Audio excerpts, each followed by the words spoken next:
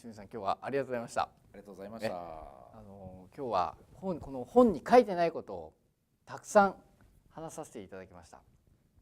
で実はこの本なんですけども、お名前は出してないんですが、5年前に私が清水さんに出会いまして、実は清水さんのセミナーを受講したんですね。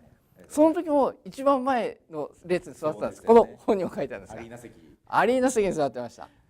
でその清水さんの教えも実は入ってます。はい、皆さんぜひ、セミナー大学のフォーカスインタビューぜひご覧ください。ありがとうございました。